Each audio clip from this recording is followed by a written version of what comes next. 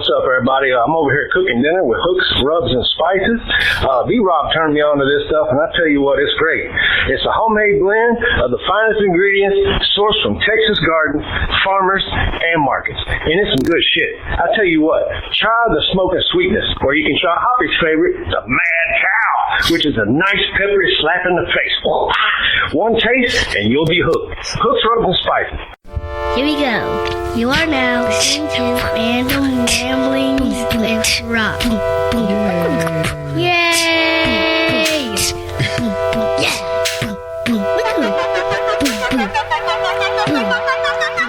This is the anthem. You ready for some random shit from Rob? Now everybody stand up and lift your arms. Put your hands in the sky like you're pinching stars. Go piss on Mars. What? It's so random. It's all gravy. The podcast is Rob. Yeah, go crazy. Yup. And all kind of shit like that. That's what Rob says when he runs off track. Fun fact, tuck that in your brain. Fuck that nutsacks, we act insane. In the fast lane, still smooth like butter. Rob, dude, you one cool ass brother. Motherfucker. You might hear that about every other word, but who's keeping count? The ramblings get so random, what's happening? I'm babbling so much you can't handle me. Chattering teeth sound like a battle axe bashing the beat. Don't laugh when I speak, cause really, we're just some idiots. I ain't talking about a little bit, I'm talking fully illiterate. Like little kids trapped in a grown man's body, acting a fool like Lindsay Lohan party. Like it's a party of life, we party all night. Blackout, that's how we party it right. Hit the Walmart cause we bored as shit. Instagram and upload the vid. look at Rob hanging out in the Walmart for no reason, just Instagramming. He got his phone out, walking around looking at himself like, hey, look at me, I'm walking through Walmart. It's so random, Rob. It's so random, but that's what we love. Random ramblings with Rob. Random ramblings. Motherfucking. Random Freaking ramblings. motherfucking. Random freaking ramblings. Random ramblings. Random ramblings. Blah blah blabbies. Blah blah blabbies. Blah blah blah. What up, everybody? This your boy B-Rob, and I'm back with another edition of the Random Rounds with Rob podcast. First and foremost, I'd like to thank you, the listener, for coming back each and every week, or however you listen to podcasts. If you're a first-time listener, I appreciate you for giving my show a try. And if anybody referred you to me, if you're in the vicinity of that person, go ahead and give them a crisp high five and tell them thank you for referring you to an awesome show. And if you're not in their general vicinity, you can just go ahead and hit them up on your social media platform of choice, which you can follow the Random Rounds with Rob on, such as Instagram, Twitter, Facebook, and all those things. You can slide in their DM and be like, hey, dog, thank you for that recommendation. You don't have to whisper because, I mean, it's text, so it doesn't translate into words unless you're doing a voice message. Then I wouldn't recommend you whisper either because, you know, it'd be creepy as fuck is one. So, but anyway, that's enough of that shit. I got a guest with me here on this edition of the show, and blast from the past. Dude grew up in the same neighborhood I grew up in, Lake Charles, Louisiana. And I see him doing things here on the interwebs and whatnot, and I just felt the overwhelming urge to reach out to him, first of all, to reconnect, see how he doing and everything and whatnot, because I think the last time I seen him in the flesh was like an awkward meeting in a Walmart or somewhere, which isn't unusual for me, but just to bump into somebody after many years of not seeing their ass and they're just in the Walmart randomly, but that's how it goes sometimes for me anyway. A philosopher, a seeker of knowledge, a purveyor of the truth. Joining me on this edition of the Random Rounds with Rob podcast, Heit Roberts. How are you, sir? Hey, what's up? I go by the name Heit The Great these days, but yeah, straight out of Gosport. You know, I've been knowing Rob for quite a long time, and we did run into each other in Lake Charles, I believe, at a Walmart, and it was very strange because, you know, your ongoing thing with Walmart, it just so happens that we would link back up at Walmart, and I think that's really how we got back into contact and, you know, exchange numbers and stuff in the Walmart. Exactly, because I think at the time you were just starting out with your daily tracker app or something, right? Oh, I guess, yeah. If you don't know, you're listening. I do so many different things, and you know. Go ahead. Yeah, I was agreeing with you. You do so many goddamn things. Yeah, and they do say, you know, they have that whole cliche of jack of many trades, a master, and then I think I do quite well at a lot of different things, you know, because I do spend the time to try to figure out how to do it and to become proficient at what I'm trying to do. But yeah, I do, make apps and things like that. And I have an app called Photo Journey where you basically can track journeys through photos. So like even stuff around the house, I see like, oh, there seems to be a water stain on the wall, right? I take a picture, then I could take a picture in a month or 2 months or a year later to see the progress of this, defect to the home, or, stuff like my hair, growing my hair. I get to see how long my hair is getting. So I guess I was in the making of that app at the time when we met again. Yeah. But let's take it all the way back. All the way. Cause our paths very, very differently.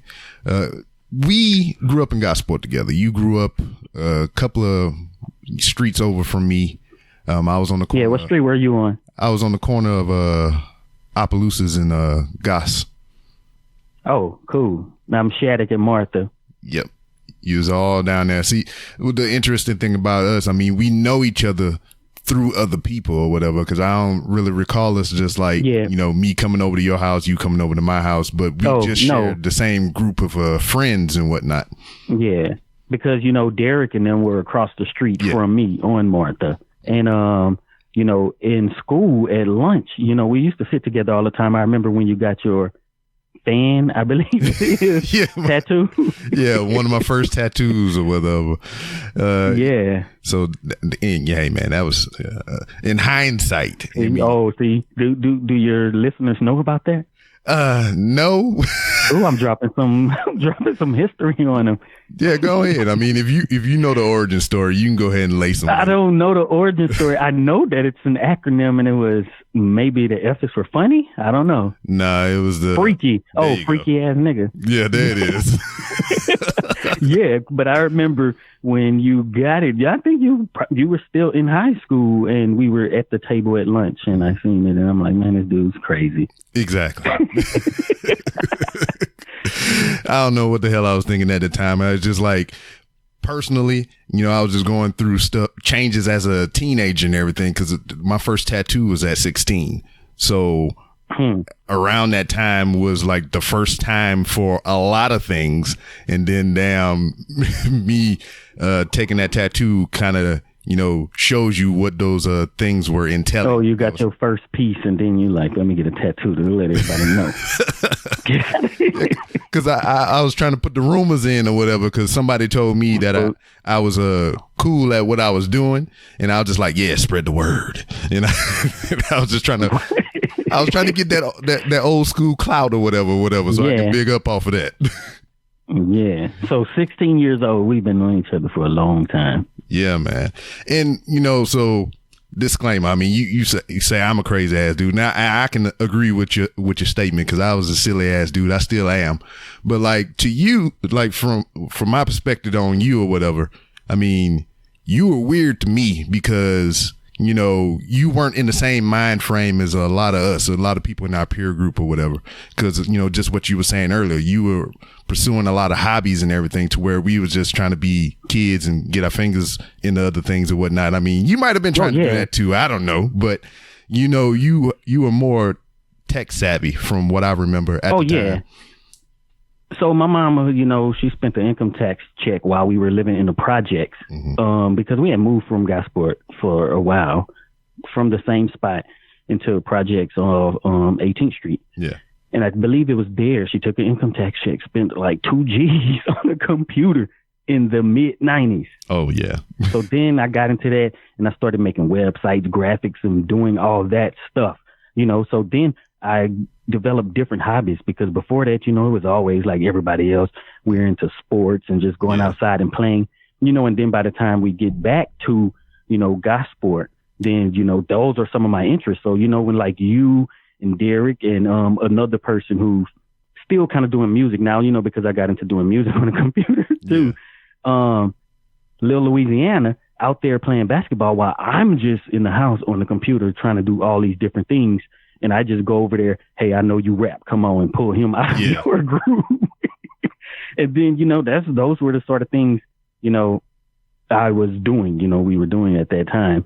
So, yeah. And even in those little groups, we always had, people who are black, specifically, who were into, that technology and stuff like that, because, like our partner Will and Ronnie and stuff, and, Tara, we formed this group where, we play some online games. What are those games called now? I'm sure with the big where you play online MMO maybe. Yeah. Mm-hmm. Yeah. Like Ultima Online. Hell to play that stuff, on dial-up. Yeah. Used to do the macro codes and shit, so damn it'll still be active while we was at school and all that.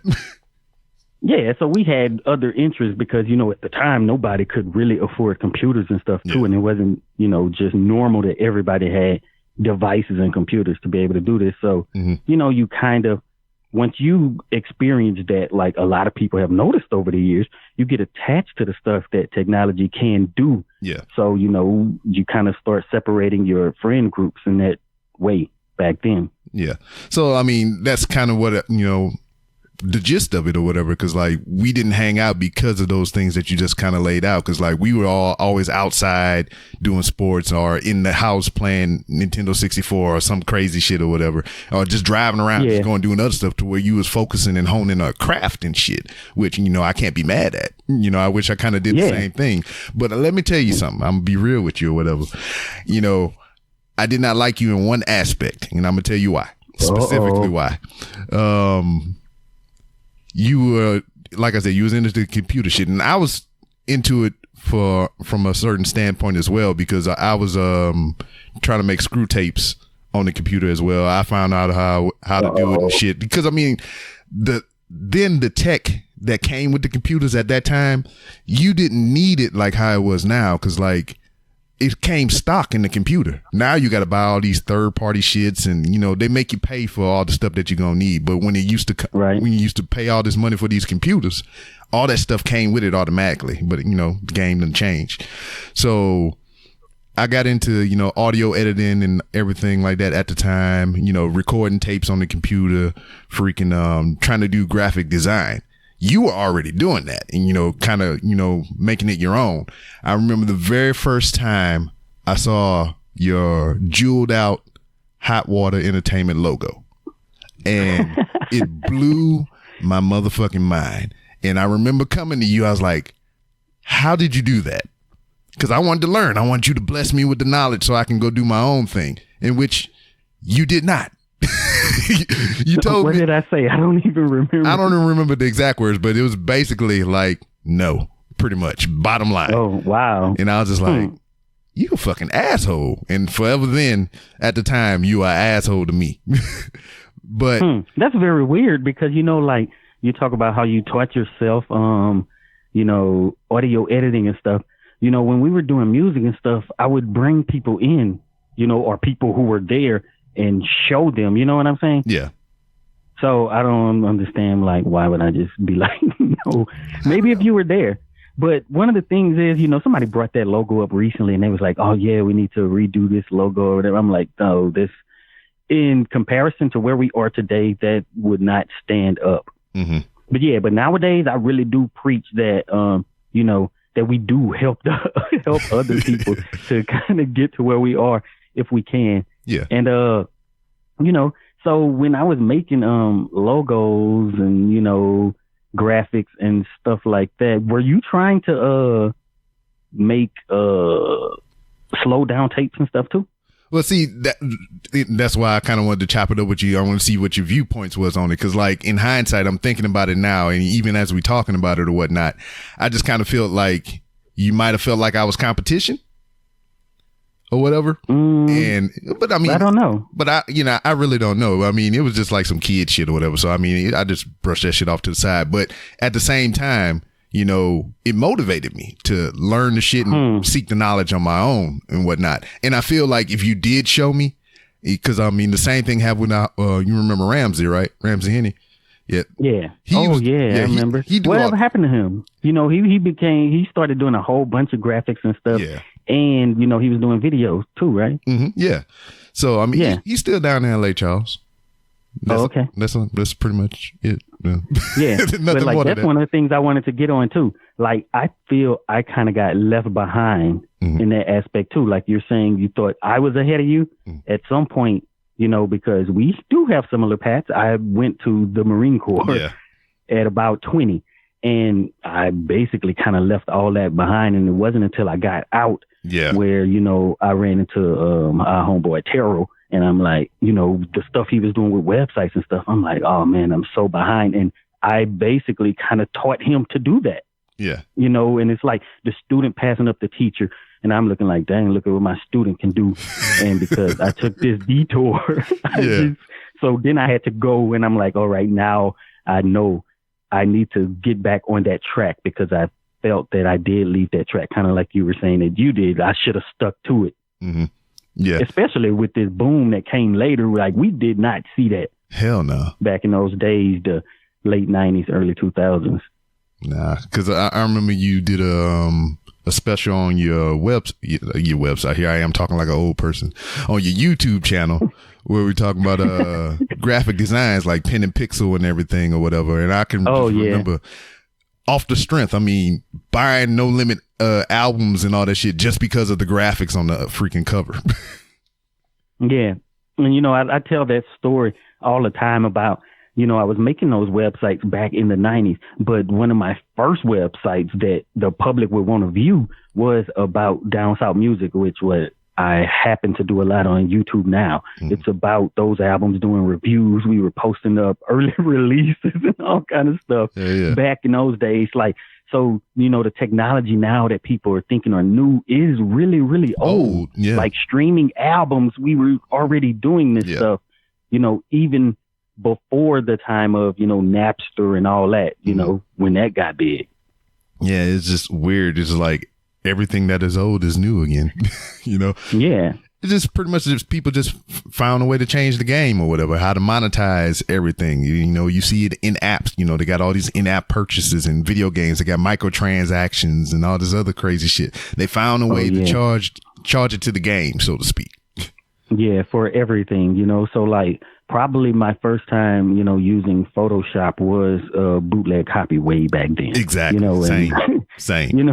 Before Photoshop had become this common term in the public, I didn't even remember that was the program. You know what I'm saying? Like, I was just Paint. Looking at files not too long ago, and I'm like, oh, I have old Photoshop files. It wasn't like just some random program that was out there.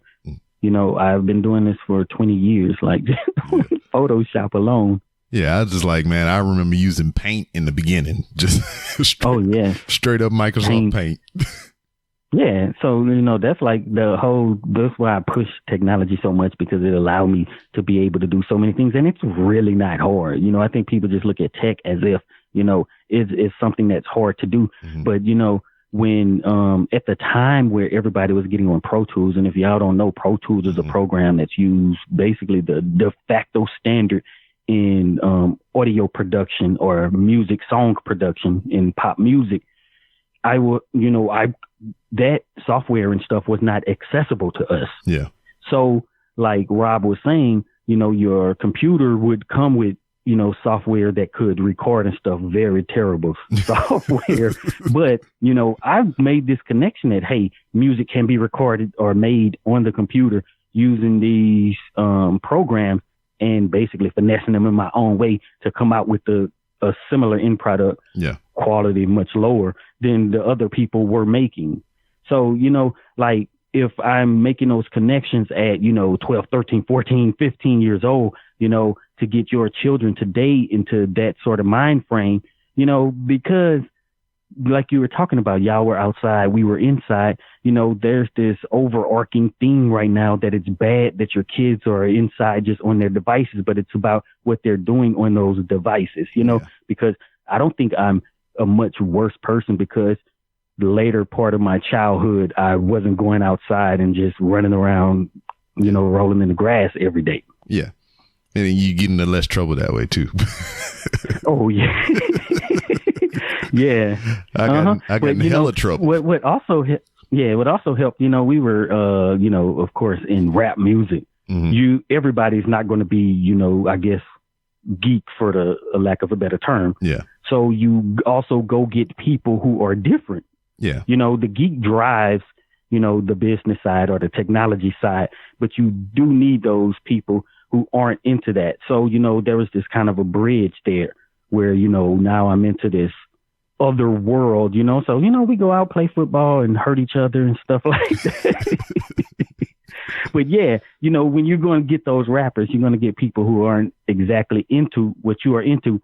But then, when it's just me as the technophile, I guess you would say, and 5 people in your rap crew or whatever, then that influence is going to be more than that tech part of it. Mm-hmm. So, I think there was mistakes where we really didn't stay on the trajectory to be the big presence online and come out on the other side as the soldier boy, for lack of a better term, the one where, the internet or social media, the first big act to come out from that domain, we kind of went more traditional, probably because of the influence of the people who were around, who didn't understand what was going on technologically. Yeah, exactly. As I had. And I know exactly what you're saying, and whatever. It's the cost of being different or just trying to do something unique.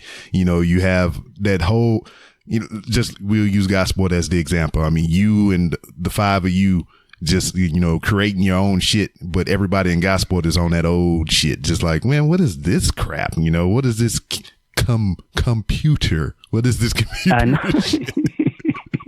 Oh yeah, and then you try to get other rappers to come in, right? Because everybody's spending money, studio time, and going to Houston to get the best producers and the best studios. When, hey, it's right here. Wait a minute, these guys right here are just recording on this computer, and then other people started to do it at the same time. So we had like HOG, we had Small Hood right there, and people started to do that. So then I think we do have a big influence on the way that the rap industry or whatever in Lake Charles took its form. Mm-hmm. Because, I mean, I can remember the music coming in and it would come straight from Houston. I mean, people would go there, they would bring the tapes back, they would copy them, and they would distribute them that way and whatnot. Yeah. To where, like, there was a home base for people that could do that shit here and nobody had to go out nowhere. Because I can remember my childhood being heavily influenced by Houston, and I didn't realize it until I didn't realize it until I moved to Houston. Because I mean, they represent their artists. They represent their artists heavy here. So I'm listening to the radio. They got Trey Day out here, and Paul Wall running around here. I ran into him just out in the wild and shit. I'm just like, oh shit, it's Paul Wall, baby. And I was just like, I listened to all these motherfuckers when I was in Lake Charles, and Lil Kiki and all these people, and I was like, I didn't realize how much their music influenced my childhood until I moved to Houston.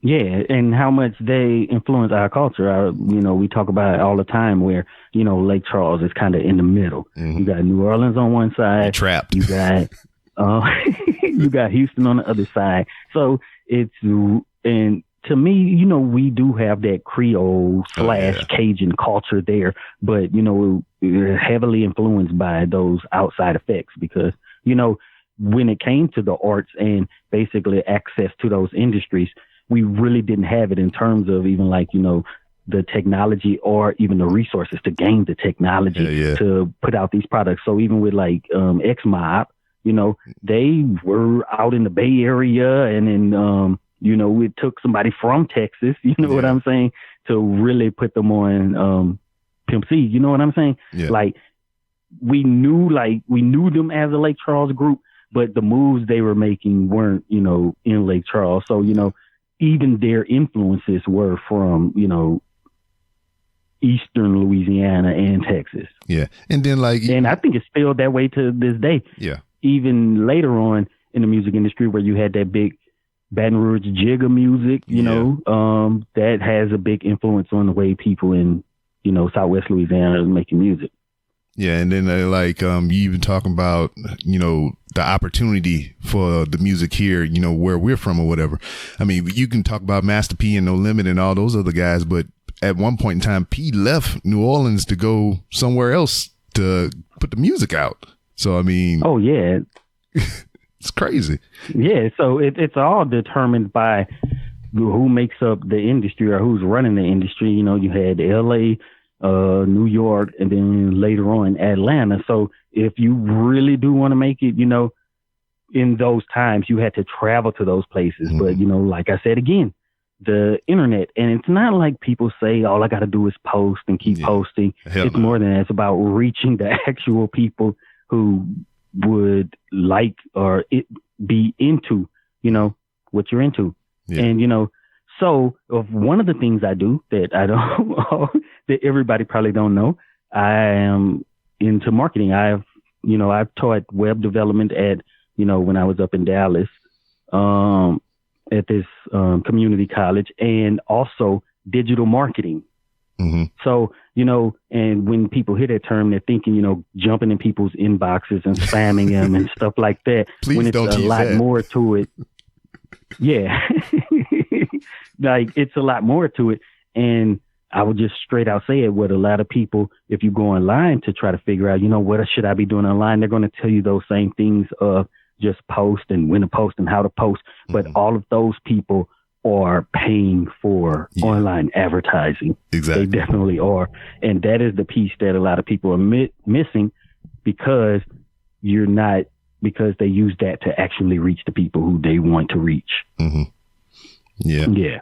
Now, let's talk about the journey. I mean, what came first for you? Was it did it grow into technology, or was music always the forefront?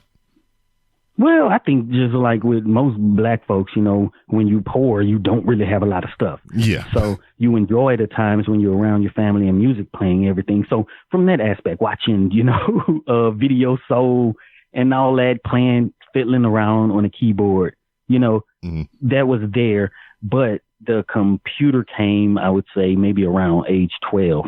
And I jumped on the internet, and I don't know how I thought of this, but I was like, I want to make a website.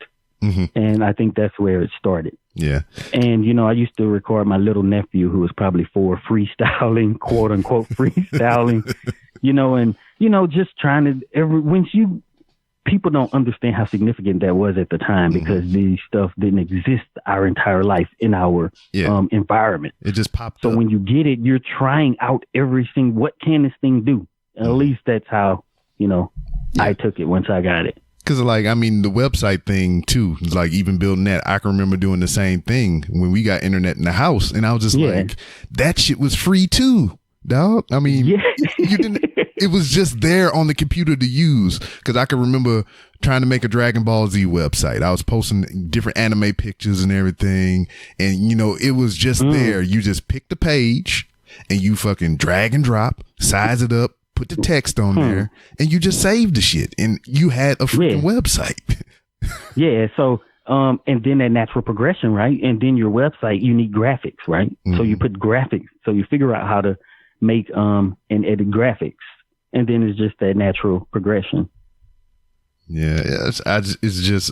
Yeah, but there's a funny story in that. Dude, tell me. You know, where, you know, I was figuring out, you know, HTML and all that, how to make websites. You know, I was an honors student in school. So, you know, I made pretty good grades. Yeah. And one time we had to do a report or some essay or something. And I did it, but to format it, I made it as a website, and then I printed it out. And my teacher tried to fail me for it for plagiarism, saying I got it off a website.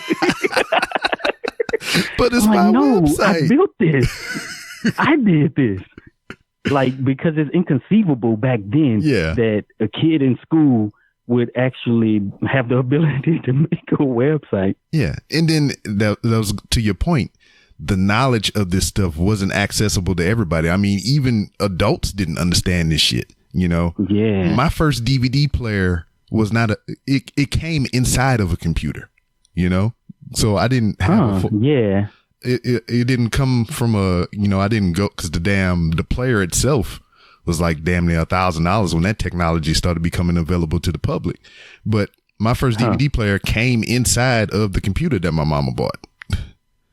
So and I like to say the CD burner changed my life. Oh yeah, that was another step to me, because, you know, I was messing around with the audio editing and everything, and then the CD burner came along, and I'm like, wow. Automatic distribution. They were those CDs were real expensive, y'all. Yeah. So I would burn CDs, a bootlegger, right? Mm-hmm. So for a couple months, that's what I did. Nobody had CD burners, so you could come along, make some money as a kid selling CDs to people for $5 probably back then. Yeah. And then, I get it up to the point where basically I'm the CD man. No one else have them, especially in our age range. Yeah. I have the CDs, and then I have the ability to edit audio. Mm-hmm. So the next step is to slow down and chop this stuff that I learned. But what's funny about that is the first time I did that, it was actually on cassette. It was actually on cassette. The very first Fahrenheit Hot Water Slowed and Chopped project mixtape was on cassette. Mm-hmm. Yeah. And that was, then after that, I started doing them. I didn't have to bootleg anymore because I had my own product. Exactly. So from the CD burner, here I go burning CDs every single day, going to Office Depot to re-up every single day as a kid, I'm like, Mama, you gonna take me to Office Depot? But I guess she was cool with that because I basically had a job and, I wasn't getting in trouble really. Exactly. Staying in the house burning CDs and messing with audio. Mm-hmm. Yeah, because I can remember doing the same thing. I tried to make a screw tape and this shit was horrible. It was horrible. Because let me tell you, you probably had a whole different method of doing your thing. Because, you had a more professional polish to your product. But for me, I was just, hear me out. They had a default player on the computer I had. I could slow down the tempo. Sound recorder? Yeah, exactly. Right, exactly. Dog, all I was doing was pressing the repeat button, like the back button to make that shit skip the chop. That's all I was doing. And dog, this shit sounded so fucking horrible. I was just dragging the cursor, hitting the back button and everything. And I can remember going over there to Josh house up there on the corner. And I had my little boom box and I was like, hey dog, check this shit out. I think it was a Hit 'Em Up, Tupac joint. I was like, check this shit out, dog. And Josh was a positive dude or whatever. He always encouraged the homies to do shit or whatever. And I know he knew that shit was trash, but he's like, dog, that shit tight. Lied to my face. Oh man, let me tell you the secret. It was pretty easy. So you would take there's this program called Cool Edit. Mm-hmm. And nowadays it's really hard to find programs like that, but it's basically just a raw wave editor. Yeah. And they had all of those effects and stuff, and you could select the percentage that you wanted to slow, stretch the song out. And basically I would do that, and I figured out, what's the best setting that I like, and I would just do that. And if you listen to music, let me see if I give you an example. You got the right? Yeah. Let's say that's all the downbeats. All you have to do is select from the downbeat to the upbeat. Copy that, go directly before it, and paste it. Paste it, yeah.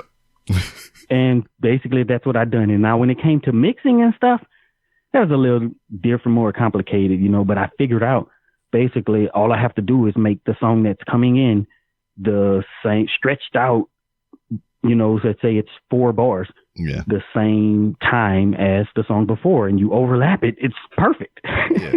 Just manipulating the wave file. Yeah. Yeah. Especially with the music that was done at the time where, the hardware made sure, that it was transposed and, quantized, where it's basically all electronic tempo. So, it got more complicated when you get with live music and stuff because no human can actually play on the exact beats per minute unless they're just, some crazy savant. Yeah. But yeah, so that was the next step. Yeah. Because now, did you get any, because I heard the stuff that you was putting out or whatever at the time when we was younger or whatever. Did you get any flack? Because the authentic screw music came from Houston. Did you get any flack for making your own music? Oh no! So when it was the slowed and chopped mixtapes, there was people we would meet who's like, all I listen to is Screw and Fahrenheit. You know what I'm saying? But the flack came from it not coming from turntables, which we see it has all changed now. Yeah, right? yeah, I remember that. It was. Yeah, it's like, oh, you're doing this on a computer. And, like I would do things that you could not do on a turntable. Yeah. Like that mixing I was talking about. If you have two songs playing at the same time, you cannot chop one or both of them because you would need two records. Yeah. Let me explain that real fast. So if I have a song, what's your favorite song right now? I don't know. I just listen to podcasts, dog. Let's say "Wanna Be a Baller." There you go. We have the song "Wanna Be a Baller." I play them both on the turntables at the same time. I play one slightly ahead of the other, and to chop, all I do is move the mixer to the one ahead and then back to the regular one. Exactly. Really fast, and that's how you chop. So you have to have two of the same record. Now, if you are mixing two different records that aren't the same song, then it's impossible to do that, right? So, that was just the little flack for that. And it's like, yeah, but okay, I'm not doing it that way. I'm giving people stuff that they can't get from DJ Screw, for better or worse. Yeah. But no, I didn't catch much flack just for it, because also when people were listening to Screw, that's all they wanted to hear, right? Exactly. I want to hear every song Screwed, and Screw probably didn't have the bandwidth himself or the desire, or the people who were writing out the list for their mixtapes, they weren't using the same songs we were using, right? Exactly. I did some X-Mob stuff. Like, who wouldn't want to hear X-Mob slowed and chopped when, those are the hometown heroes and all sorts of stuff. Now, but it still was based off of that DJ Screw roadmap. Now, I remember, just to go with your point, everybody at the time, anything that they heard, they wanted to hear it in Screw. I can remember taking my yellow Sony Walkman, opening the back of it up, and turning the motor dial down so everything tape that I put in there would automatically play Screw.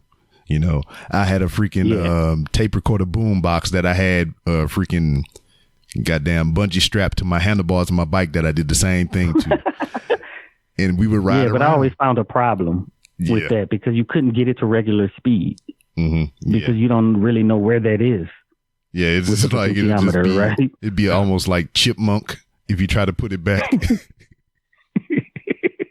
Yeah, and you just never know where the actual initial setting is. Yeah, I'll just like unless you just can figure out where the BPM should be. Yeah, I'll just like fuck and what they work. It's slow, so it works. God damn it. Yeah, exactly. That's all I need to play. Yeah. So I mean, we got a little bit of insight, how you came into, your technology and everything and whatnot. But what's baffling my mind, because, from my standpoint, looking at you from the outside, at that time, you, to me, were destined for other things. Like you had the music thing, you had the technology thing going on and whatnot. So I thought you might have went off to do other things, but you wound up joining the Marine Corps. So, Oh, yeah. Explain this to me. Yeah. Something we kind of didn't talk about was I did go to college, right? Because you had scholarships for people who took certain classes, certain GPAs that I qualified for. I went to LSU for a year, but at that time I really didn't own my own computer. First off, it was technically my mama's computer. Every computer we got was hers because it just was. It's the house computer. Went away, really don't have a computer, and I actually went to school for I wanted to be a doctor. Word. For whatever reason. I can see it. Because I guess I ignored my passions and my hobbies. And, I really wasn't into it. First off, I got a really good education at the schools that I went to. So, people talk about whether or not what school you go to and how good it is. I had a really good education from Washington, Marion. Yeah. When I got to LSU and I'm taking these science classes, I know all this stuff. The first few tests, I make A's and stuff on those without really putting forth any effort. It's boring. I don't want to do that. I want to go and be with the people. So, eventually you just stop going to class and stuff. Yeah. And then, after that, while that was going on, I had the crew back in Louisiana, in Lake Charles, and they were basically coming up with our way to sell more. Because before that, you know, we were in high school and we could sell to people around school and stuff like that. But, you know, Lil Joe, R.I.P., he came up with this grand idea. Hey, we just gonna stand on the corner with these CDs. Great idea, right? So, you know how Washington Marion had that program where you could go to Sowella, the community college, and take classes and stuff? Exactly. Well, Lil Joe was in that program. And, you know, he took some marketing classes and stuff, you know, and get the textbooks. And we would read these things together. And, you know, how we were talking about, oh, everybody's not a geek or what I said. Yeah. You know, the people who we thought were bad students or children in our rap crew was right there. You know, we're reading these books of, you know, guerrilla marketing and all sorts of marketing books, you know, just because we want to be businessmen, you know, like we want to see the successes of No Limit and stuff like that. So Lil Joe took some of those practices while I was in college doing whatever. And, you know, when I would come back, we would make songs, you know, for the breaks, and, you know, I could drop a mixtape and stuff. And, you know, our name was getting out there because he was selling those tapes. And then I got back for summer, and, you know, him, PA, and Gmo, I would say, were the three while I was gone. I get back from summer. This is going on. This is what I really want to do, sitting in class and stuff. It's not really what I want to do. Yeah. And, you know, to take 4 years to go ahead and, you know, learn how to use equipment that I'm never really going to have access to isn't really, even though some of the principles would be good to know, it's not what I want to do. So I done that, you know, and then for the years after that, we did music mostly that sustained us for at least 2 years, you know, so we're going through all that, you know, doing it. And then one day I just get this idea to just join the military because of, you know, the geek who stays in the house is now around the club scene and stuff. And it's just looks like, especially being in that small city, there is nowhere to go from there. Exactly. With no real skills because, you know, I had dropped out of college too. Yeah. So, you know, one way that I could go and even learn tech more and get paid for it is to do something like join the military. And I, what am I trying to say?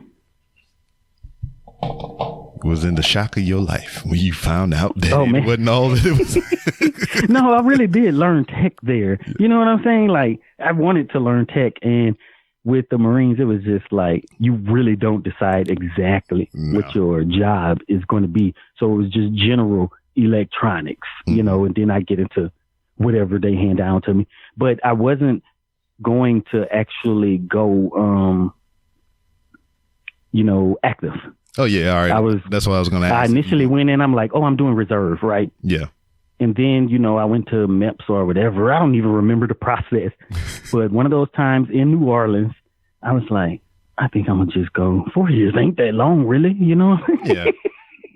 I'm going to just go ahead and go, you know, full-time active, whatever it's called. Like, and that's how I ended up in the military. And I did learn a lot about electronics, which helped me out with my hobbies later on. So, you know, I appreciate that aspect of it. Mm-hmm. I mean, what was an organization? You can't deny the organization, even though it seems like there's not much organization there. That helps too. Yeah, because like, all right, you did 4, correct? Yes. So, was there adjustment period when you got out? Because like to me, like I stayed in for 16 years. So when I got out, because I do security now. And they giving us the safety class on the Glock, and these motherfuckers pointing the gun in the room with everybody else. And I'm like, whoa, what the fuck is going on in here? Well, I wouldn't say it was that big of an adjustment. I guess just from that organizational standpoint where it's so organized in the military, where, you know, you got a process and you have the chain of command for everything. Yeah. But other than that, you know, going out is take your skills, right, and showing you how to, you know, write up a resume and all that stuff. I found that very valuable. So I jumped out. I was working in retail, and then, parlayed all this other stuff into, now I'm going to go into the electronic sector somehow, and then I started getting those jobs where, I could at least work with electronics. Yeah. And in factories, manufacturing, stuff like that from the military, from what I learned in the military. What was your MOS? It was electro-optical ordnance technician. Elemental P. Yeah, so it was, night vision goggles, thermal sights, missile system, aligning the missile systems, like the sighting for the howitzers and the M1A1, I guess y'all call them Abrams. Yeah. Oh no, you're a Marine. M1A1, that sort of thing, Yes. And, laser range finders, fixing that stuff and doing all those alignments and all that. You pretty much did the inner workings for all the shit that we wind up breaking. Yeah. And then there's always a joke, it's, did you turn it on? Does it have batteries? Yeah, exactly. Did you hit the right switch? Did you press the right button? Yeah. But yeah, I found that stuff really interesting because when you go in, you don't know that this stuff works. Mm-hmm. Like what's the one from the Javelin? I'm like, wow, what you mean? It takes a picture and then it just finds the target. That just blew my mind at the time. Which is really common nowadays that people don't even realize when you're using like Instagram filters and it's basically that same sort of technology that's allows you to do that. Mm-hmm. Now, so I think you a little more in depth than, how I kind of feel about the things. And, I see something and I'm just like, how the fuck do they do that? To where you are like, how the fuck can I do that? And then you just like in a rabbit hole of a lot of things. And that was kind of a lot of the things that, I remember about you that, that kind of made me want to be a better person. We talk about people that inspire you or whatever. You were one of those, even though you didn't know it. And Ramsey was another one because he was the one that got me into the graphic design and everything because of the stuff he was doing. Inspired me. Ramsey don't know. Well, I was jealous of Ramsey. I'm looking at him on MySpace because those were the days I was talking about. Yeah. Military days and stuff. This dude's making all kind of crazy stuff. I'm like, wait a minute. What's going on over here? I'm like, dang, I want to be like that. Yeah. So he inspired me to be like, I need to get back into this stuff, and do more of that. But the thing is, when you do many different things, then you don't really have the time for each individual, which comes back to that cliche of, a jack of many trades, master at none. Mm-hmm. But, over 20, 30 years, then you can become, pretty good at a lot of those things. But the trick is you have to focus on one of those things at all the time, at a specific point in time. And I think I've been able to do that because, I spent some years basically focusing on the music and, audio engineering.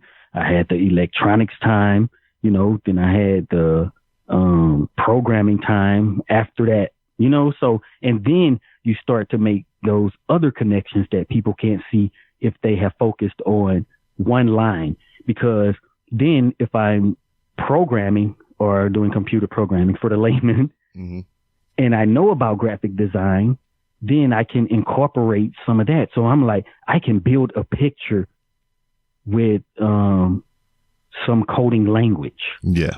I could type up code that actually creates the picture. Mm-hmm. I can type up the code that allows me to record a podcast and, and edit it if, I really wanted to spend the time making something like that. But I guess that brings us to, the next step, I guess. Yeah. After the electronics, it was, I told you I got out the Marine Corps and my partner Terrell was basically a beast at websites. And it's sad because he's no longer doing this programming stuff really. Yeah. But I saw he was so much ahead of me and I started podcasting. Oh man, I see some stuff I forget about. Yeah. I had a podcast for a long time. And what I wanted to do, I wanted to make a way where people who were like me, who had the same interests and stuff, where you could have an online podcast station basically that just plays audio that you want to hear on a schedule and everything. And I came to this point where I was like, I am going to make a program. Yeah. Mind you, my skills weren't there, nowhere near there.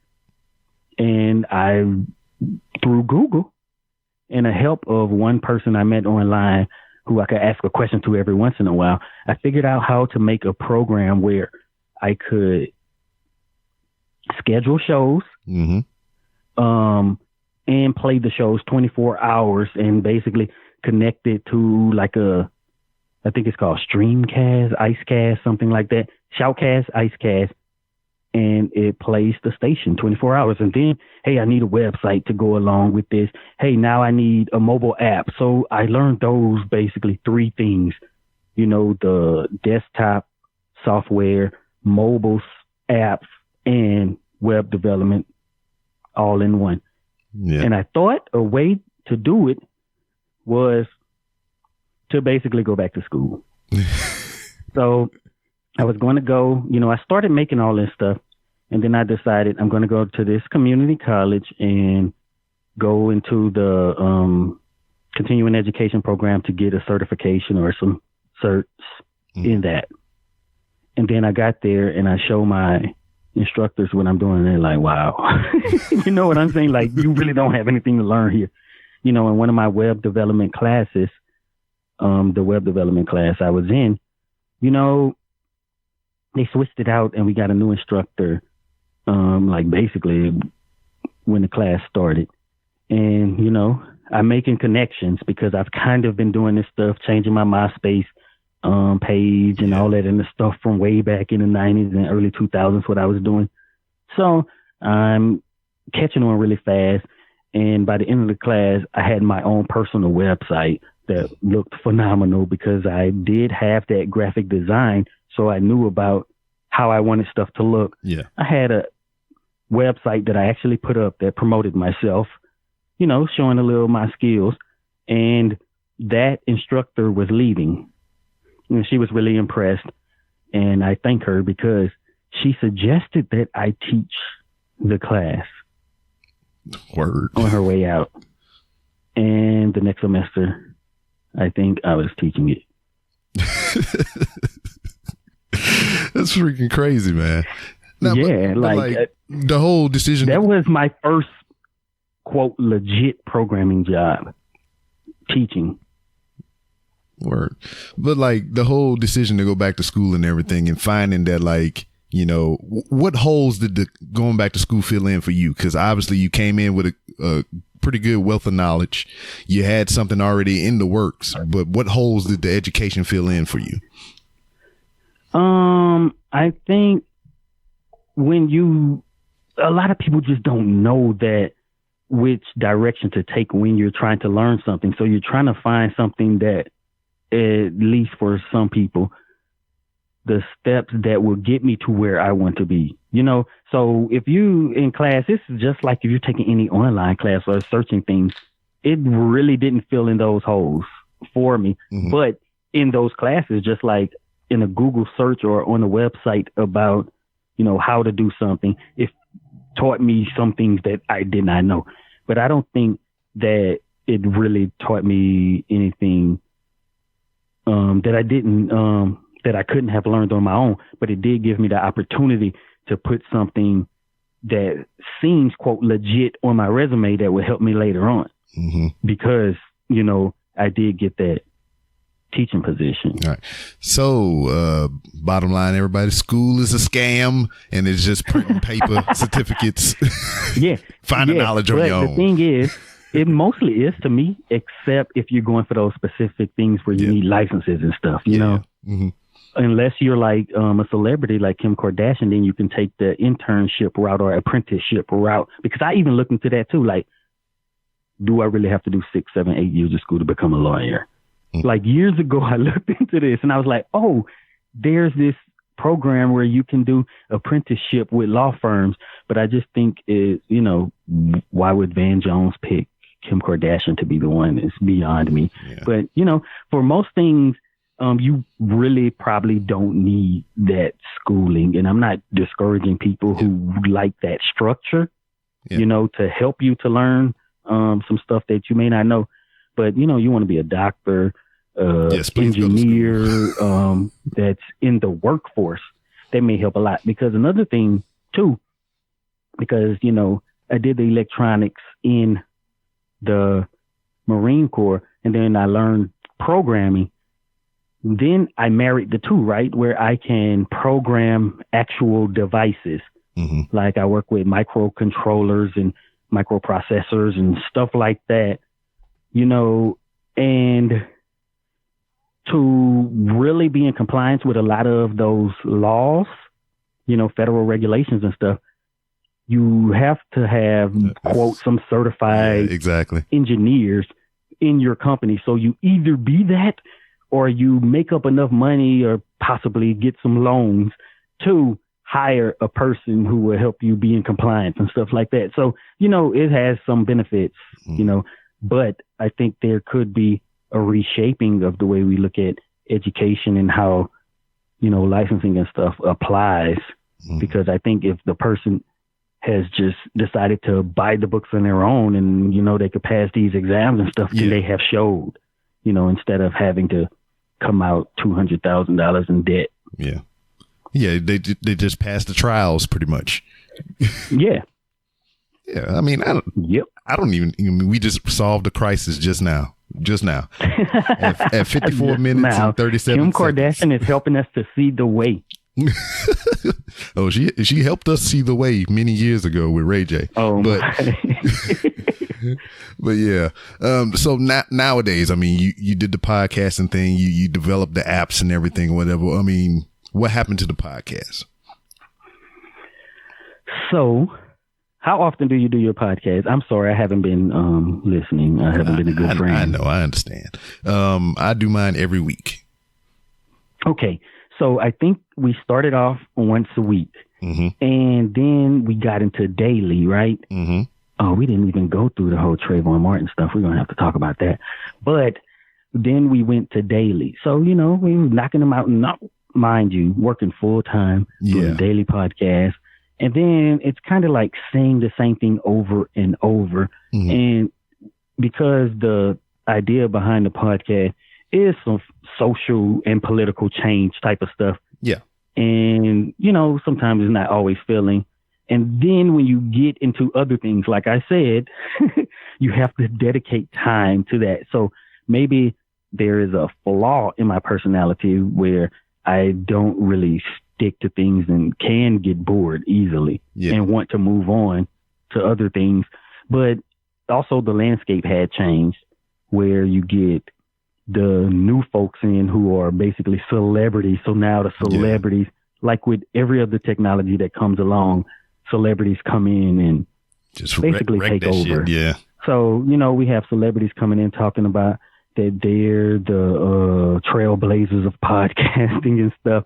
Please. You know, and once it gets crowded and then you get the celebrity factor on top of it, it's kind of like, you know, my desire is away. But I think about doing it again nowadays just because I really do like, you know, kind of even what we're doing here. You know what I'm saying? I'm just sitting here talking for an hour or two. I don't know how long we're going to be. But yeah. So it just kind of fizzled out. You know what I'm saying? Yeah. And there's like not one thing that's just like, hey, we're done. Yeah. So now with the going from the weekly to the daily or whatever, was that just kind of more to fill the app that you was fueling with content? Oh, no. I don't know if the app came after or before. I don't know. But no, it wasn't, because the app consisted of different people's content. Oh, okay. Because it wasn't just, you know, our content. Mm-hmm. So, yeah.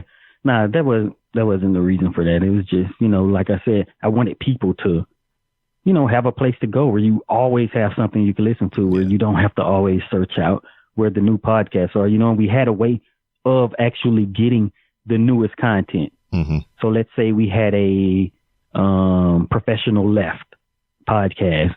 When the new episode comes out, we get it and bam, you know, it's scheduled almost automatically. So cool. So now, many moons later, you ventured into the world of YouTube. and whatnot. So what was the what was the drive behind that then? Okay, so if you go look at Heit The Great YouTube channel, I'm gonna boast a little bit. You know, I give it up to Soulja Boy all the time because of what he done in terms of letting the industry realize that the internet is where it's at. Yeah, and that's kind of what I wanted to. His channel is the only one that I could find that's older than mine, even though I wasn't using it back then. But 2006, you know, if you go and look, but it's a whole bunch of channels in between there. But you know, kind of my demographic and what we look at, you know, that's the only one I could find, especially nowadays. You know, if you look at almost any people that came after. But so I've been doing this. Back in 2010, I was dropping a weekly freestyle on the Heit The Great channel on YouTube. You know, but YouTube really wasn't monetized or nothing. And it just kind of wasn't the place to go either. During the days of the podcast and that website, you know, we would drop stuff there as well. And one of the big things that happened in 2012 was Trayvon Martin and George Zimmerman, all that stuff. Yeah. Now, when it comes to that, we really took off in that aspect because, you know, when situations like that happen, the press tends to decide what they want to put out for people to see. So you would get a clip from the audio or whatever. And we took it upon ourselves to say, we are going to get all of this evidence and we're going to post it for everybody to see so that you can come to your own conclusions about it rather than a sound bite from news networks and stuff. So, you know, we got all of the calls that initially came out, went to the state of Florida, district attorney or whoever, and filed and paid to be a part of the press to get all the releases for everything, right? So we started doing that, started a whole website, put all that stuff up. And we used YouTube at that time because, you know, we did some podcasts. We would put portions of podcasts on YouTube. And then when the trial came, and before the trial, some of the evidence to host the video files, you just put on YouTube, right? So we did that. And then if you go back and if you're able to find it, we started putting every piece of evidence out for the public. And then George Zimmerman's legal team decided to do the same thing because, of course, through discovery and everything, they would get the evidence first, right?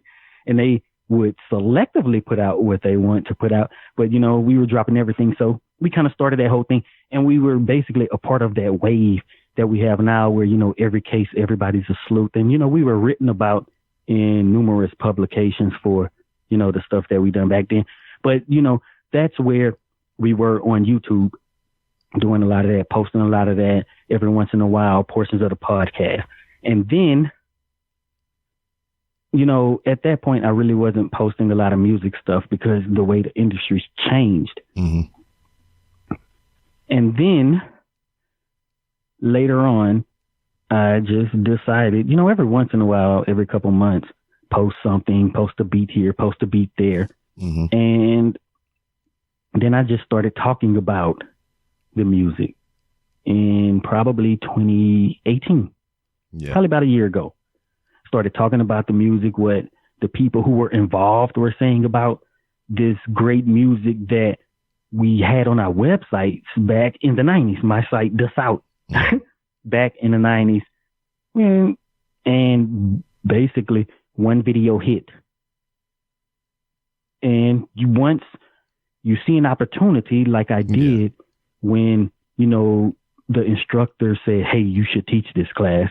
You know, you have to take those opportunities, especially when you grew up poor and black. You know, you can't pass that up. Video popped off.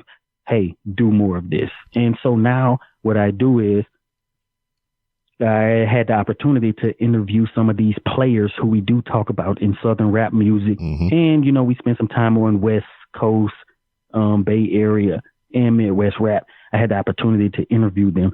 So I basically cataloging the history of the music we grew up on and loved and showed up on our mixtapes and all that. So it all sort of does come full circle. Yeah, because what you had an interview with ESG, I think Busy Bone, maybe, I believe. Yeah, ESG, Busy Bone, Fiend from No Limit. You know, we got some more stuff coming up. Oh yeah. Now the evolution of your YouTube presence and whatnot. Like I said, I remember the freestyles that you were posting and whatnot, the videos. And you? Yeah, I remember. I even heard some of them on CD and everything back in the day. But you know, you went from that. You have CD of that? No, I had. You hear the word had? No, but I'm talking about the stuff from like around 2010. I've heard it. I don't have it anymore. What? Because I don't remember putting those CDs out. Who's bootlegging me? Bootlegging the hype. Bootlegging the bootlegger. I don't know. But you know, you went from that to the music to the other stuff that you was just laying out and everything. I think sometime in between in there, you was actually had I don't know if it was the same channel or another channel to where you was repairing electronics and stuff. Oh yeah, I do. You know, I don't like to talk about that. I like to try to separate those brands. But yeah, what I do, you know, technology has evolved a lot where you can get very small computers and different devices. So I do spend some time doing that.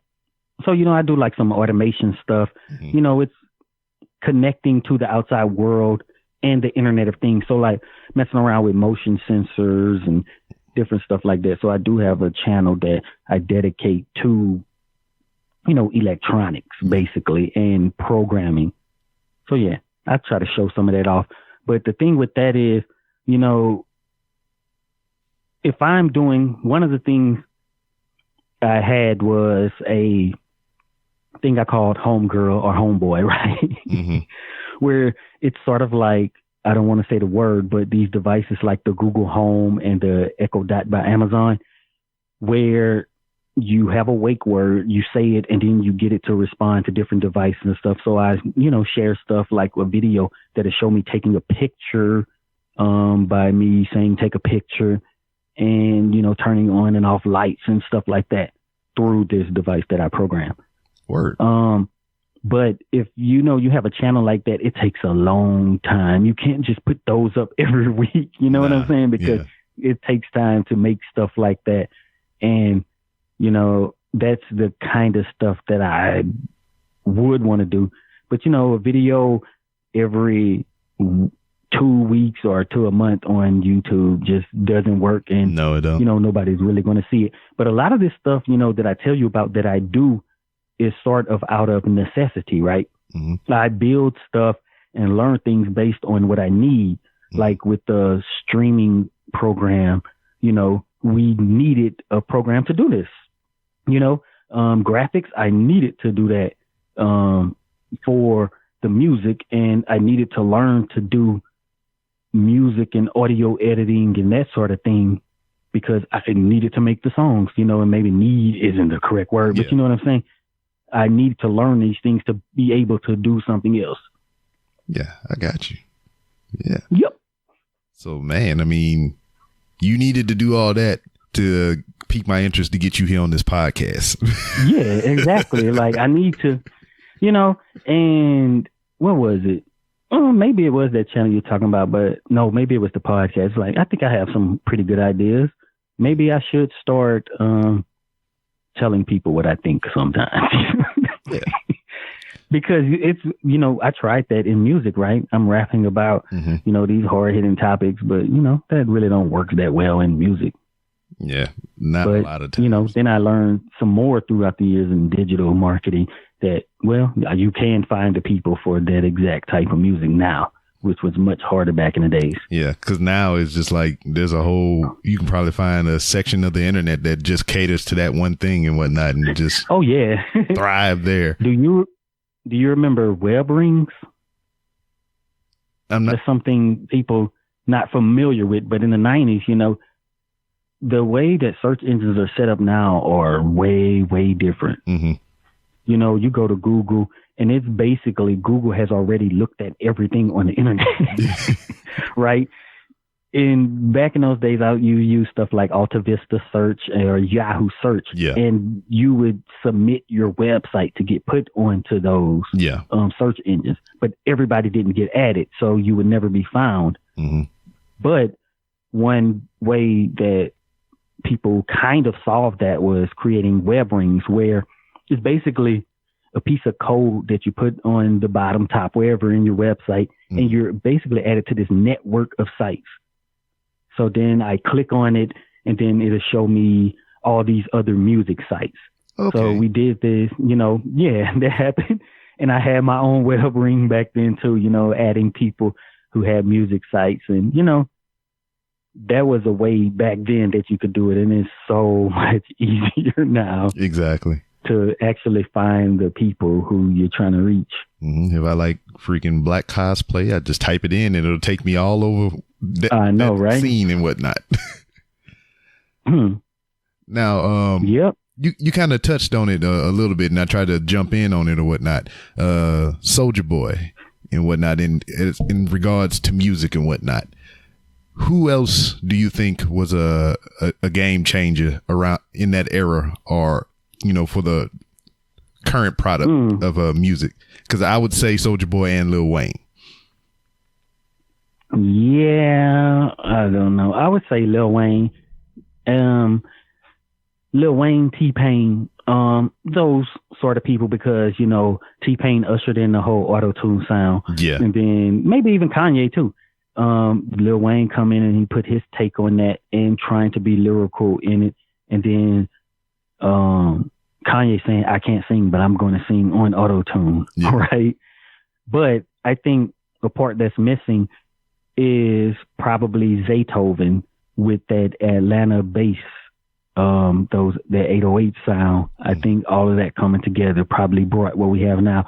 Now, if you go to my channel or my Discord and all that, and where we discuss this stuff, a lot of people will talk about Bone Thugs and Harmony and Lord Infamous, saying that triplet style is, everybody gets that from Lord Infamous way back in the 90s. And, Bone, of course, they're going to say, that whole singing and quote rapping fast stuff. Mm-hmm. But yeah, around that time, Lil Wayne, because even when Drake came out at the time, I was like, dang, he sounds like Lil Wayne. Yeah, exactly. And a lot of the people, and this dude was like, if you would listen to the radio, how they used to do the top 10. I don't know if they still do that, because I don't listen to the radio anymore. He was on every single song. Exactly. Like if somebody is in every single song, that they are influencing who's ever the up and coming Fahrenheit's at 12 years old at that time. Mm-hmm. Yeah. Now, damn, I had some with Drake. We was talking about how he sounded like Lil Wayne, and I noticed that like people that he has signed in his camp, a lot of them sound like Drake. Oh yeah, that's how it always happens. Like people really talk about the 80s and 90s in rap and how, everybody had their own styles and stuff, but not really. People really did sound like folks who came before them, because it's really hard for people to come out with their own stuff, like the game changers, like Timbaland, where he's like, I'm really changing up how we do drums now. Yeah. And I think that comes from sort of, what's become one of my main, I don't know, mottos. It's not really a motto. I don't know. I don't have the words right now, but our philosophy that the people who, I don't want to sound arrogant, like me, who try to teach themselves, they look at stuff differently than from looking at some other person doing it and showing them how to do it. Mm-hmm. So if, you coming under Drake and you're looking up to Drake to know what a good rapper is and how to rap, your sound is going to be similar to those people who you are listening to and stuff. And I think like with a Timbaland, he probably, didn't have a lot of the means and stuff like other folks. So I'm going to figure out how to make a beat. You know what I'm saying? I'm going to figure out how to make drums, and then maybe it's accident or whatever. Mm-hmm. But, when you're actually on the outside, then you're not going to develop the same things as people who are basically in the standards of how things are done. Yeah. And now, to bring it back to even to touch on the point that you just brought up here, I'm glad you told me no when I asked you about that logo because I feel like, dude, you know what? Now that I think about it, I probably didn't even make that logo. Well, see, man, it happened that way because it was meant to be. So like hearing no from you made me find out how to do it my own way. Cause I feel like if you would have showed me and whatever, it would have been more of your style translated through me. So, yes, definitely it would have been. So, yeah. Because, I find that with a lot of people, when people really want to learn how to do things, like even in that class I was telling you about web development that I was in with the other students, basically the students sit around and wait for the instructor to tell them what to do. Mm-hmm. So all you're going to be able to do is what somebody told you to do. And I think it's just the type of person. So maybe if I did show you, you still would have, made your own connections too. So sometimes I think, it really is the person too. And, we're not all wired the same. So, you never know. Yeah. Word. So, all right, we done went through the gambit of all the things you and whatnot. And you got things that you probably got sitting in the recesses of your mind and whatnot. What's next, man? I mean, you got anything else creeping to your forefront as far as interests? No, it's probably just more into developing tech. I really like that part of it. Programming different things. The thing about it is that it does take a lot, because we didn't even talk about how I do 3D modeling, trying to learn that, it takes a lot of time. I actually, did release a game app that has, 3D characters and stuff like that. So, now I think that is a good place to go. The world of 3D, and augmented reality and that sort of thing is what I'm really looking at, because even on top of that, something hasn't really become standardized, but that's there on the forefront is that 3D audio, where, you probably noticed from gaming, you turn to the left and then you hear that sound more. Yeah, exactly. Right. And where it's basically true surround sound, I guess you could say.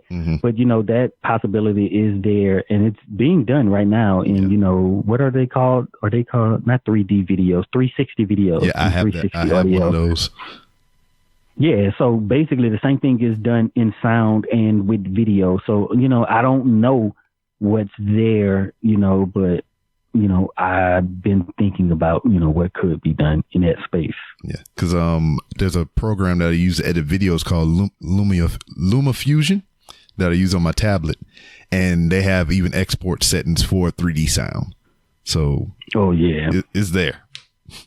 Oh yeah. Because I've done some videos with it, but it's just the delivery of it that's a problem right now. Yeah. So, even, is it Reason or something? No, it's some, I can't think of the software right now, but I have done it, so, I would like to make videos where, hey, you see the speakers over there and the sound is coming directly from those speakers. And then there's so many things that you could do with, augmented reality and virtual reality where, you can manipulate the actual song with the turn of the devices and hits and stuff, where maybe your strings change or you get a whole different verse on it thing because of your orientation. I'm giving out my secrets, but I hope that people do go into that, and then I'll probably try to be on the forefront of that. You know what I'm saying? Yo, man, I can do this already. You feel me? I just need the delivery of it. But I think it's coming. It's probably going to take a long time, but I don't know where I'm going to be. Most of the stuff that we have talked about was kind of just a natural evolution into that. So even if it happens, it doesn't mean that I'm actually going to be there. Yeah. So yeah, man, I really enjoyed this, man. You filled in the gaps of time and space between you and me and whatnot, because you were always there lurking in the background and whatnot, but I didn't know too much about what was going on. Yeah. Yeah. R.I.P. Jelly, man. Yeah. So I do have a video that I just, because we were recording videos throughout all this time, when we were doing music and stuff. And there's this one with Jelly in the van and stuff, on the corner of Martha and Shattuck, I believe it was. Man, I need to get that from you. Oh yeah, him and Jam, when I was doing music, Jam to this day, he'd be calling out songs that nobody knows because this was before anybody even heard anything. It's when I was whack. I was one of the wackest rappers you could hear. But see, that was the thing. That was the thing about it, though, man. It's like you were doing something when a lot of us wasn't doing nothing. So it wasn't good at the time, but I wouldn't never call you whack. Oh yeah, but I go back and listen. But I do think, like I say, you do it more and more, you're gonna get better at it if you're trying to get better at it. And I think I eat up most rappers nowadays. What? Not nowadays, but most rappers. Yes. Period. But yeah, man. Oh, it's been a blast from the past and whatnot. We need to do this again. Maybe it'll get you back into the groove of podcasting and whatnot. But before you ride out into the sunset and whatnot, let everybody know where they can find you on social media and what you got going on. Just look up Heit The Great on YouTube, HEIT, and I'm HEITmusic.com. That's my website. And, it's not really that important to me. Just look up my name. That's another thing about how I feel about this technology. Just search stuff. Come on, y'all. HEIT. THEGREAT, Heit The Great. All right, we clear, man. Cool. Yeah, so I got so what? Yeah, go ahead. No, you go ahead. What are you editing in? I got Audacity. Are you on Spotify? Yes. How you get on Spotify? I'll send you a link. You just signed up for beta? No, because I just found out about it yesterday. Oh no, I'll send you the link. It's straightforward now. You just go to the link I'm gonna send you, and you just sign up, and they'll put that shit on there. I mean, it's that simple.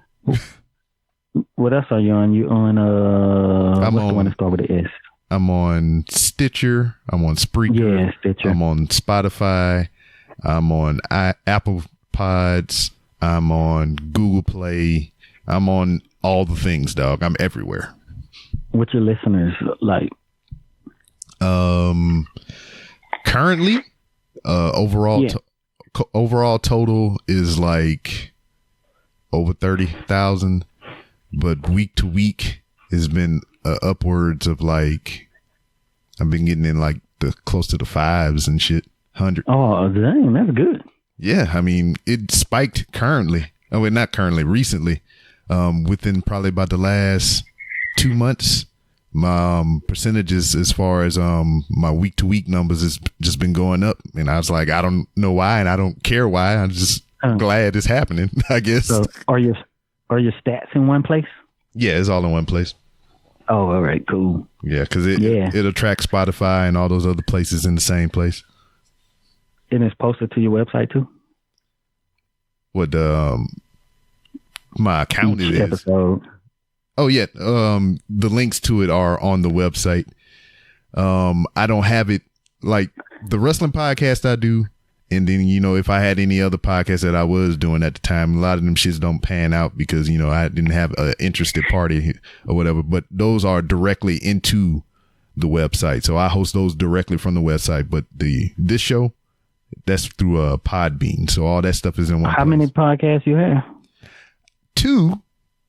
One is this one, and then the other one is professional wrestling. Me and my wife tried to do one. She brought it up as an idea, but she didn't have a lot of follow through on it, so it just kind of fell off. That's what you're gonna find a lot of times too. Oh yeah, goddamn, trying to work with somebody else. Yeah, it ain't gonna work. 730 something thousand podcasts, and only 30% of them bitches active. Yeah, so yeah, So are you trying to grow on YouTube and stuff?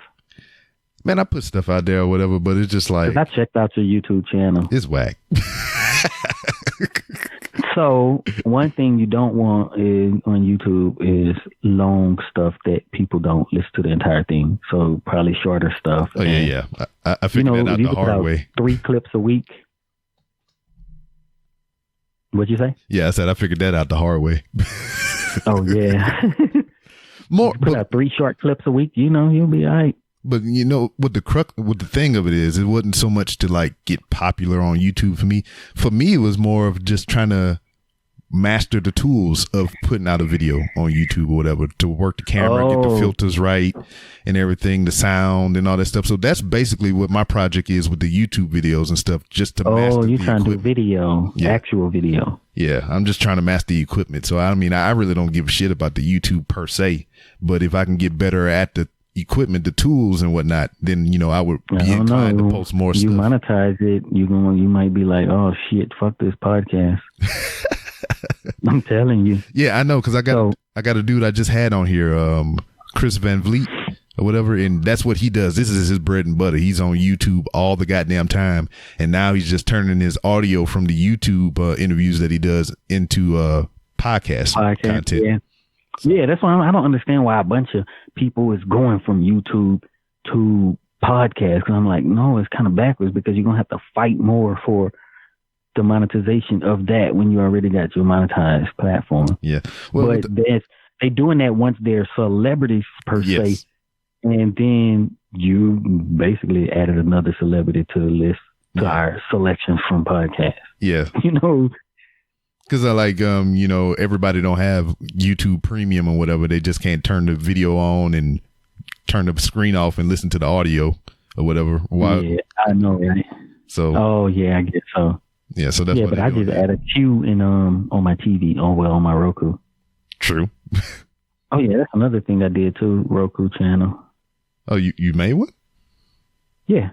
Word, man. Hey, what can't you do, dude? Well, what I like to say is, man, I could do anything. Like when that's funny, because on one of our vlogs, that's like in the theme song. But like, when these products come out and stuff, I'm like, man, I could do that. Yeah. Mm-hmm. You know what I'm saying? Like, I'm like, wow, they acting like this is just great technology for the day, but people just so unaware. Yeah, because like, man, I can make that. Yeah, because like Bluetooth technology is probably cheap as fuck, man. They're making fucking Bluetooth water bottles, dog. Come on now, why the fuck you gonna need a Bluetooth water bottle? All right.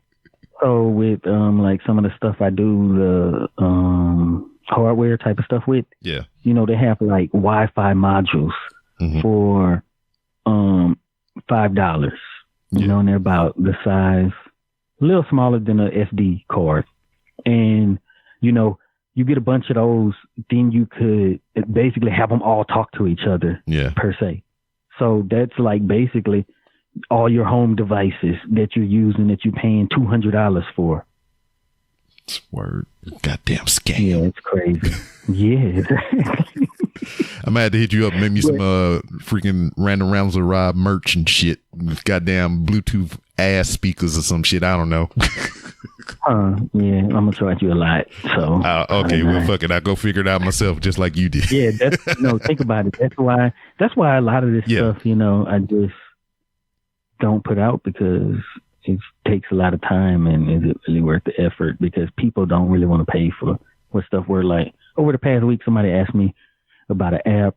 Somebody asked me about animation video or whatever, and I'm like, man, y'all don't even have the money to pay for it. So take that money and put it in advertising. You know what I'm saying? Yeah. Or the little money you thought that this could get you. But that's a problem now. Like, people don't really know what this stuff really takes to make. You know what I'm saying? Like, do people approach you to do graphics? Well, that's the thing, though. I keep that to myself. So, I mean, I don't get a lot of people approaching me for it. Because, like, when I make shit, I like to make shit for me. Because I kind of feel like it's going to take a lot out. I mean, that's just how I am. I just like, if I'm getting paid to do all this shit for other people, it's just like I'm taking away the joy from me doing it for me, Yeah, but see, my point is, though, that if they did, they're not going to be wanting to pay you what it's worth. Oh, yeah, I know. So, what we try to do is basically really work with the corporations because, their money is just there. Because if you can make it for them. Who have a small business, you don't really have the money. Mm-hmm. And I don't want to do all this be like strenuous work and feel like I got fucked over in the end. Yeah, you make the prototype, you can sell to somebody else and they can just replicate it and you just step away and collect the money. Nah, it's more like, so one of the things we do like translations and stuff for, these companies, like pharmaceutical companies and stuff. Yeah. For, their training and stuff. And, when they drop a check, you like, all right, I can block off 6 months of my time. Yeah. Like people don't like, hey, make me an app. It might take me, if I'm working on it all the time, 3-4 months. You know what I'm saying? Are you willing to pay for my life for 4 months? 3-4 months. Yeah. That makes sense, man. You're right. Probably not. Yeah. Because, people see an app is damn, you go download it. In 2 seconds later, it's on your phone and you working this bitch or whatever. And it's, yeah, because even you explained it, writing the code to make the thing, do the thing and all this other shit. Oh, yeah. And then it's gotten harder, like they're supposedly making it easier with websites. Mm-hmm. But now to just basically get the first piece up, it's requiring so much with this JavaScript and stuff because you got to install all this stuff and just man. I looked at that shit one time and I was like, fuck this couch. I was like, man. Nah, you can do it though. But I'm telling you, if you get into it, dog, it's fun. Mm-hmm. It's really fun. Like my website, I basically just put that one up because it's funny. Like we really do, our company is a digital marketing company basically. And for a while, we didn't even have a website ourselves. You know what I'm saying? It's like this roofing company down the street. We're like, well, you do roofing and windows and look at your roofing and windows. But, it just takes extra effort to do that stuff for yourself. Yeah. And, I basically just put my website up, but of course I didn't do it the traditional way where I'm going to take what I already know I like. I'm going to learn this new framework and use that for my website. Yeah. Yeah. Well, shit, man. Let me go ahead and gear up for this next interview. I'm just shooting these bitches out, man. Oh, that's what's up. Goddamn Heit the Great. Man, I ain't talked to that dude in a while, man. As he mentioned, we did meet up back in Lake Charles, where we're both from, in a Walmart, just randomly, it was weird because, like, I was coming around one side of the aisle and everything, and I just kind of look up. If we locked eyes, it's like, oh shit. It was almost like one of them gunslinger moments or whatever. It's like, and fucking tumbleweed rolled through between the both of us and shit. And yeah, and got his number and just been kind of keeping tabs on him and everything. Cause, as I told him, he was, inspiration. We didn't hang out a lot because, we were just two different types of kids, man. He was inclusive, like you were saying, just, trying to learn things. And I just wanted to be a dumbass kid and go run around in the streets and, do all kind of other stupid shit and everything. But, him and, another guy that I mentioned back from my hometown, Ramsey, they were always into tech and some kind of like graphic design or something like that. And that was something that really piqued my interest. And, they were just the ones that took it a step further. I'm pretty decent at it. But, they just took it to a whole nother level. And I look to them for a lot of things and, especially Ramsey for guidance and, tips and tricks and everything to kind of help me be better at what I was trying to do and whatnot. But yeah, so it's fucking awesome to sit down and talk with him for a little bit. And, check him out on YouTube, Heit The Great. You want to relive some of the best music of our genre, of our time from the 90s and early 2000s and shit. Hit him up. It's a good watch, good listen. And dude is like super smart, man. Hit him up if you got bundles and bundles of cash to make you things, because whatever you want, he can probably make it. All right. So with that being said, I got some more announcements and things to add. I've been telling you about Atlantic City for the J1 Con, November 2nd, November 3rd. now we adding to the list. Coming up here October 18th through the 20th, we got the Fandemic tour that's coming through HTown at the NRG Center. So I'll be a part of that. So here's your advertisement. I'm gonna be there. Come check me out. Give me them crisp high fives. I'm gonna be like rapid fire, pew pew pew, looking like you Honda off a Street Fighter and shit. All the high fives I plan on giving out. So Fandemic going on October 18th through the 20th at the NRG Center. Come out, have a good time. November 2nd, November 3rd, Atlantic City, New Jersey. J1 Con at the Showboat Casino, formerly the Showboat Casino. Now it's a hotel, just Strictly Dickly. Ooh, Strictly Dickly. Yeah, that didn't sound right. It just what popped in my head, though. I ain't no homo. There you go. That's how you wipe it out. You gotta say no homo. But, and November 16th here, Houston, Texas, Bar Boheme for the second annual HTown Podfest. Out of the three, I'm excited for all of them, especially going to like New Jersey and see a couple of people. But the HTown Podfest, that's my jam because I get to bundle up with all my local Houston podcasters and everything. We just have a good time. We had such a good time last year. I'm glad that we're doing it again this year. We got the same venue that we got last year, and we putting it out there with a little more advanced notice than from what we did last time. So now more people should show up. I hope so anyway. If not, I'm still have a ball regardless. They got some fries that I say is racist. What do they call them? Vietnamese fries. I was like, that's just racist. I don't know why. I just like to build up controversy. But anyway, that's it. J1 Con, Fandemic Tour, HTown Podfest. Might have something pop up in between all these things. I know in September I'm going to New Orleans, but that's not like for an event or nothing like that. Well, it is sort of an event type thing. September is the birth month of Mrs. B. Rob, and she never been to New Orleans, so she want to go to New Orleans and do some things. Also, 3 days after Mrs. B. Rob's birthday is our anniversary. We've been together, married 11 years. So a lot of things popping off September. So I'm September, October, November. I just need something for December and January to round out the damn thing, August 31st, I'll probably be hanging out at the Southern Star Brewery, because I can't say it all together in one word. And I was there last night to celebrate the Pass the Gravy Pod's 300th episode. They had a big shindig over at the Southern Star Brewery, and I had one of the best goddamn tortas that I had in my motherfucking life.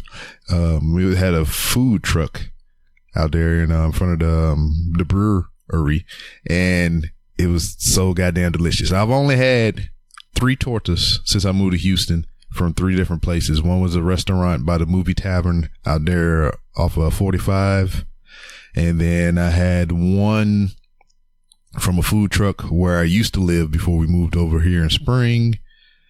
And this one from this food truck by far is the best torta I had since I've been in Houston.